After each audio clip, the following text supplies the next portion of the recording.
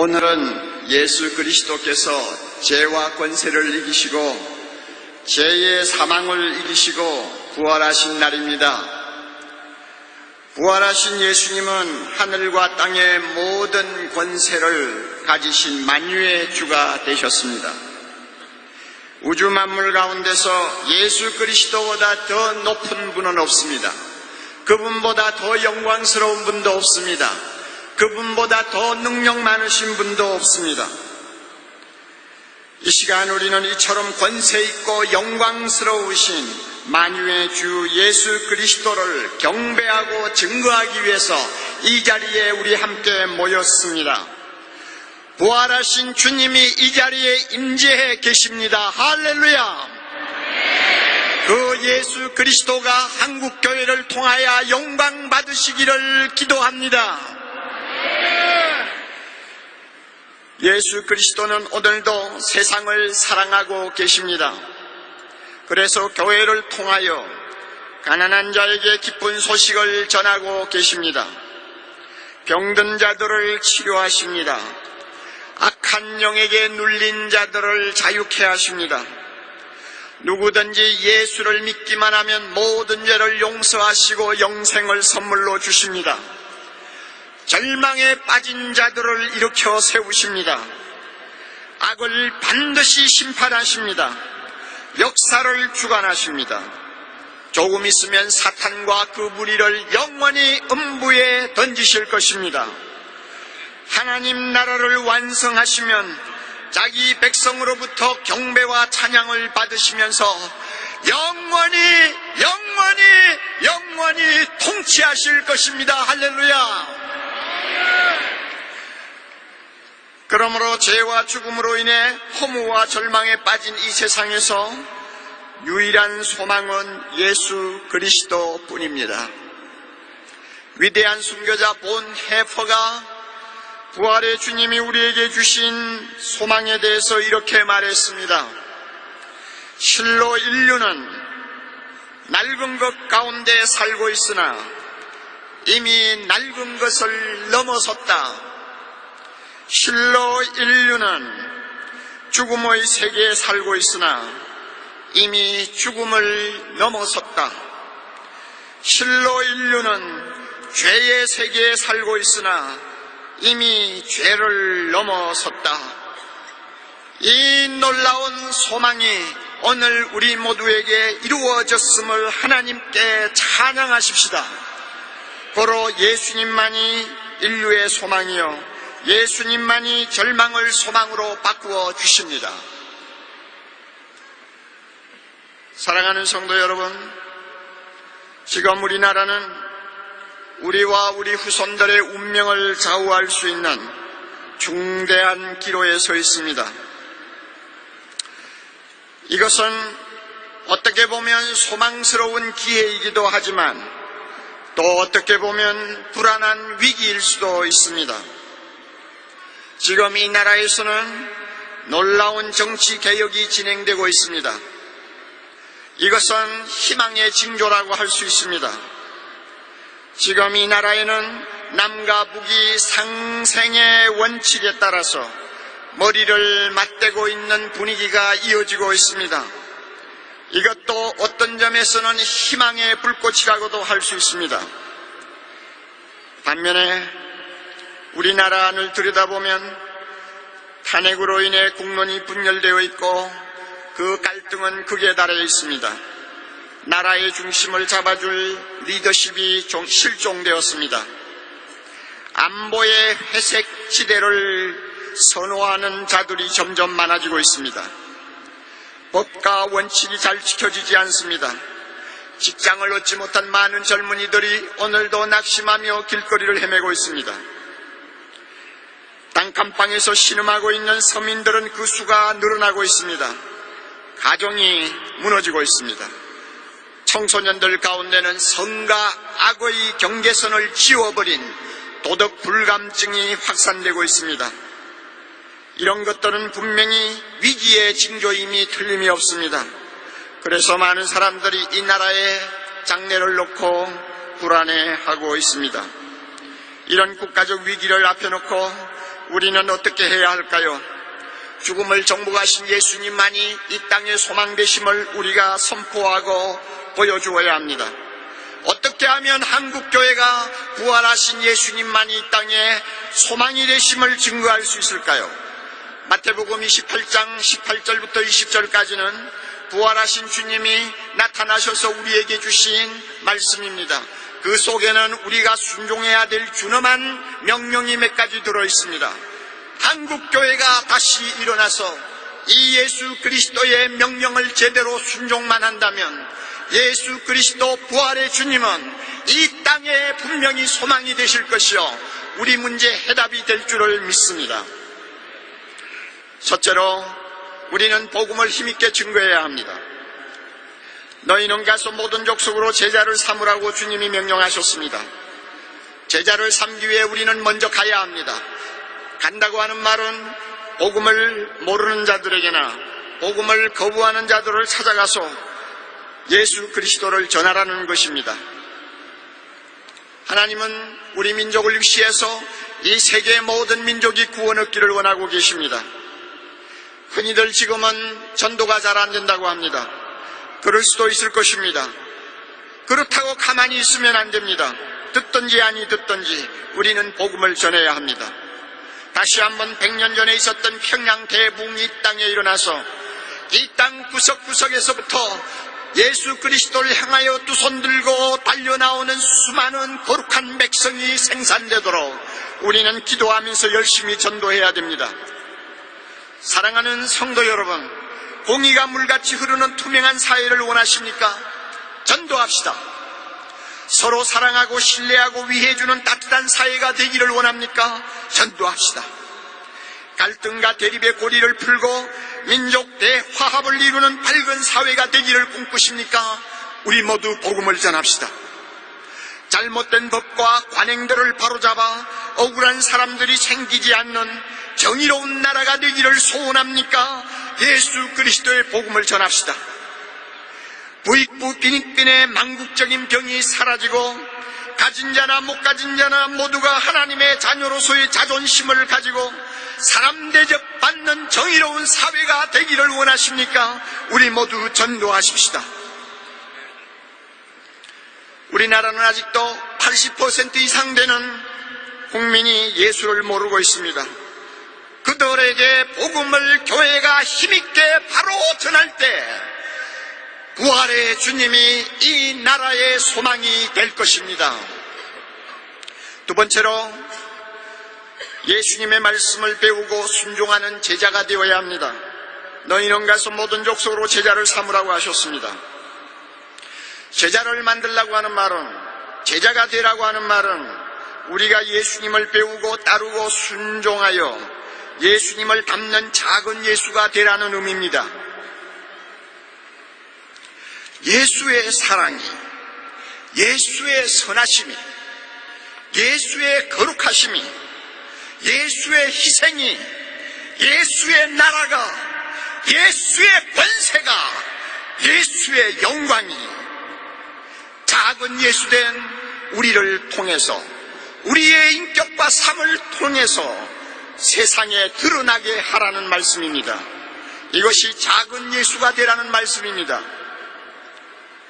그러나 오늘날 한국교회 안에는 기독교를 사유화시켜 자기의 욕망을 채우고 자기의 소원을 성취하고 자기의 구원을 받는 데 필요한 개인적인 전용물처럼 기독교를 생각하는 사람들이 많은 것 같습니다. 그 결과 여기저기로부터 썩는 냄새가 진동하는 것이 오늘의 현실입니다.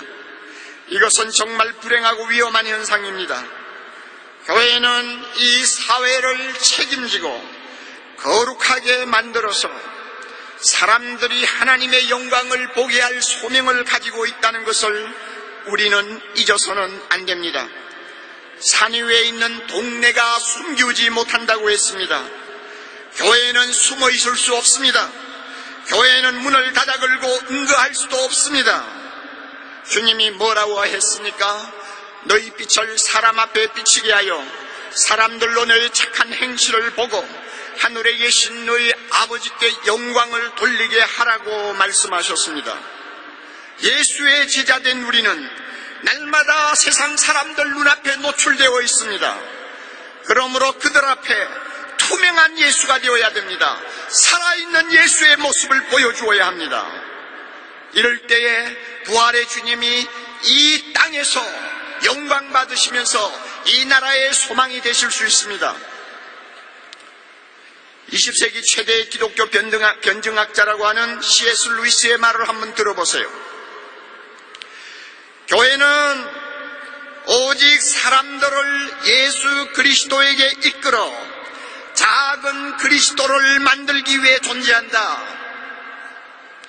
이 일을 하지 않는다면 교회의 건물도 성직자도 선교도 설교도 심지어 성경 말씀까지도 모두가 시간 낭비에 불과할 것이다. 여러분, 지나친 말이라고 생각합니까? 또 한 사람의 말을 한번 들어보세요. 20세기의 위대한 성자요 지성인인 헨리 나우엔의 말입니다. 우리들의 영적 생활에 있어서 커다란 도전이 하나 있다면 우리 자신이 예수님과 같다고 주장할 수 있어야 하며, 또 우리는 오늘을 살고 있는 살아있는 예수라고 말할 수 있어야 한다는 데 있다. 진정한 구원이 무엇인가? 진정한 구원은 우리 모두가 작은 예수 그리스도가 되는 것이다. 여러분, 이 말씀이 지나치다고 생각됩니까? 아닙니다. 모든 족속으로 제자를 삼으라고 하신 주님의 말씀에 비추어 볼 때 이 말씀은 진리요, 이 말씀은 하나님의 명령입니다. 역사를 연구하는 학자들의 말을 들으면 40년 가까이 남의 나라 종살이를 하다가 해방이 되자마자 연이어서 동족끼리 피를 흘리는 참혹한 전쟁을 치른 국민이 반세기도 안 돼서 잿더미 위에서 빈손을 가지고 선진국들과 어깨를 겨눌 수 있는 부강한 나라를 만든 경우는 세계 역사상 대한민국 이외에 없다고 합니다. 이것은 하나님께서 위대한 우리 선배들의 순교의 피를 보시고 또 우리의 간절한 기도를 들으시고 허락하신 축복임에 틀림이 없다고 믿습니다. 그러나 안타깝게도 우리는 그동안 하나님이 주신 복을 제대로 감당하지 못하고 만 것 같습니다. 자가용 굴리면서 세상 즐기는 재미의 맛을 들이기 시작하자 모르는 사이에 우리 모두는 예수를 닮는 제자가 되기보다도 세상을 닮아가는 이상한 존재가 되어버렸습니다. 지금 우리 주변에서 성경을 들고 교회를 드나든 우리를 보고 무엇이라고 빙정거리는지 한번 들어보셨습니까? 믿는다고 하면서 다른 것이 뭐가 있느냐고 그들은 빙정거립니다. 왜 이런 쓴소리를 들어야 합니까? 일그러진 우리의 모습에서 살아계신 예수님을 찾아볼 수가 없기 때문입니다. 그래서 우리는 남다른 감동을 세상에 주지 못하고 있습니다. 언제까지 우리가 이런 모습으로 남아 있어야 합니까? 사랑하는 성도 여러분, 한국교회 성도 여러분, 하루빨리 우리 모두 작은 예수, 살아있는 예수의 이미지를 회복할 수 있도록 노력해야 합니다. 이를 위해서 지금까지 입으로만 주여 주여 하면서 주님이 가르쳐주시는 말씀을 제대로 순종하지 못한 이중 생활을 철저히 회개해야 합니다. 사람들이 돈돈한다고 예수 믿는 우리마저 똑같이 돈돈해서 되겠습니까? 세상이 온통 거짓말한다고 해서 예수 믿는 우리마저 함부로 거짓말을 해서 되겠습니까? 세상이 다 그런데 하면서 음란하고 더러운 문화를 용납해서 되겠습니까? 나 하나 잘 살아보겠다고 가난한 이웃을 못 본 채 해서 되겠습니까? 주님의 몸된 교회를 함부로 찢고 나누어서 되겠습니까? 신문과 텔레비에서 떠드는 말을 성경 말씀보다 더 앞세워서 되겠습니까? 우리들은 이런 세속주의를 용납하면 안 됩니다. 그것은 작은 예수의 모습이 절대 아닙니다. 이 시간 성령께서 우리 한국교회를 불쌍히 여겨주셔서 회개의 영을 주시도록 기도합시다. 100년 전 평양 장대연 교회에 물과 같이 기염같이 임하시던 성령께서 오늘 한국교회에 임하셔서 성령으로 회개하게 하시는 역사를 달라고 기도합시다. 우리가 기도하면 사람들이 우리를 통해 예수님을 보게 될 것입니다. 그렇게 되면 부활의 주님이 이 나라의 진정한 소망이 될 것입니다. 할렐루야. 끝으로 부활하신 예수님의 약속을 믿고 선한 싸움을 싸워야 합니다. 예수님은 이렇게 약속하셨습니다. 볼지어다 내가 세상 끝날까지 너희와 항상 함께 있으리라. 왜 이런 약속을 하실까요? 세상이 너무 악하여서 교회 구실을 하기가 너무나 어렵기 때문입니다. 교회는 이 세상에서 끊임없이 선한 싸움을 싸워야 하기 때문입니다. 영적 전투는 지상교회의 숙명입니다. 그래서 주님이 세상 끝날까지 우리와 함께 하시겠다고 약속하는 것입니다. 우리는 두려워하지 말고 당당하게 싸워야 합니다. 주님이 함께 하신다고 약속하셨습니다. 예수 그리스도는 승리자십니다.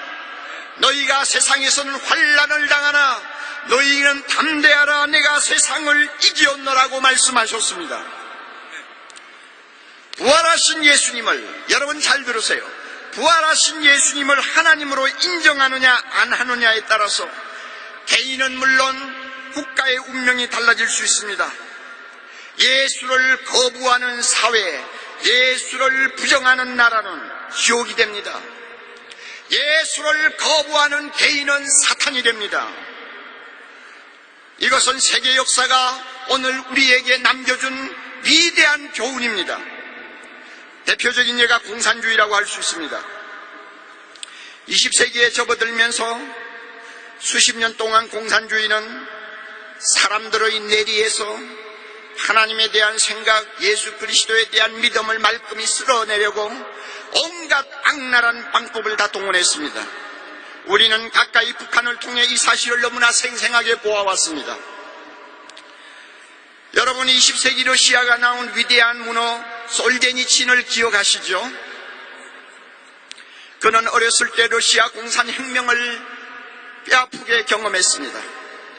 나중에 대학에 들어가 러시아 공산혁명사를 전공하고 그 분야에 관한 저서를 8권이나 남긴 사람입니다. 러시아 혁명에 관한 한 그는 권위 있는 사람 중에 하나입니다. 그가 지금부터 21년 전 미국의 권위 있는 템플턴상을 수상하는 자리에서 충격적인 말을 했습니다. 20세기에 들어와서 50년 내지 60년 동안 공산주의자들은 전 세계적으로 6천만 명이 넘는 무고한 생명을 혁명이라고 하는 구실 아래 잔인하게 학살했습니다. 솔제니친은 이런 가공할 만한 공산혁명이 왜 하필이면 러시아에서 일어났는지를 오랫동안 연구를 했습니다.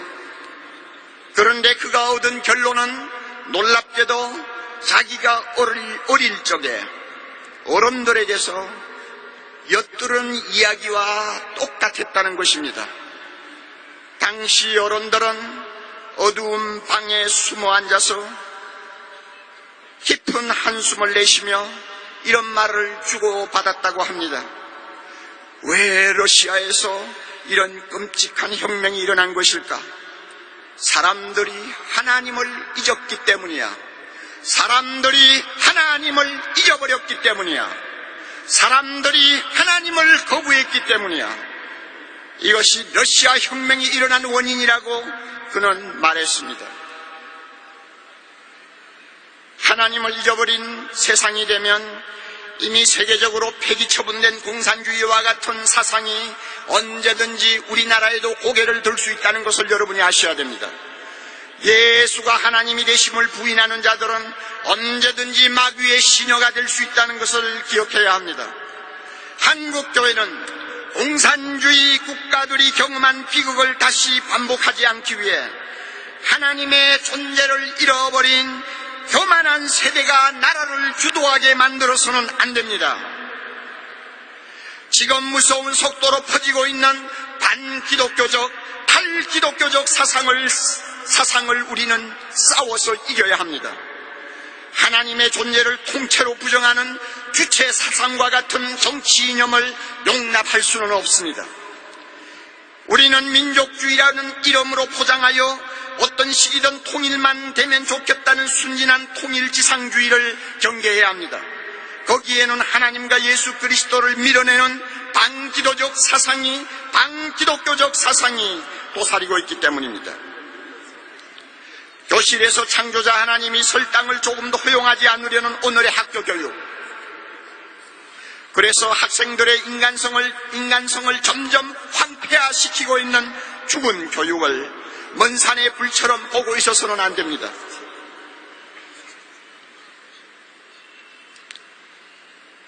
우리는 하나님을 멸시하는 교만한 사람들이 이 나라의 문화를 주도하게 내버려 두면 안 될 것입니다.